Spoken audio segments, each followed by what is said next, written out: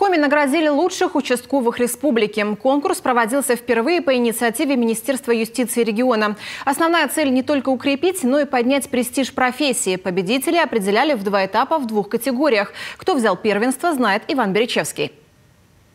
Лучшего участкового страны в Министерстве внутренних дел России выбирают уже давно. А вот конкурс на звание лучшего участкового республики Коми у нас проводится впервые. Инициатор – региональное министерство юстиции. Основная цель этого конкурса – это повышение престижа службы участковых уполномоченных, создание мотивации дополнительной у сотрудников, чтобы они непрерывно повышали свой профессиональный уровень, чтобы они не разово это делали, не эпизодически, а постоянно в течение года повышали свой уровень. Ну и, конечно же, мы надеемся, что эти ребята, которые участвуют в конкурсе и победители, не будут переходить в другие службы органов внутренних дел, потому что кадровый дефицит, конечно же, в службе участковых имеет место быть. Конкурс проходил в 2 этапа. Сначала муниципальный, после республиканский. Работу оценивали в 2 группах, которые делились по численности населения на территории участкового. В первой одержал победу Денис Антипов из Инты. Состязания между участковыми. Стрельба, бег, приемы рукопашной борьбы и, соответственно,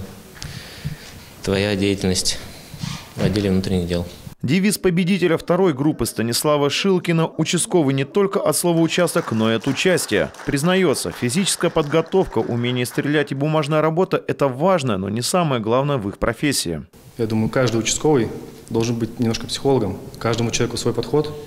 От этого возникают некоторые сложности, то есть при работе, особенно с профучетными лицами, к ним нужно найти подход и в ходе вот этой беседы профилактической добиться от него, чтобы он встал на путь исправления.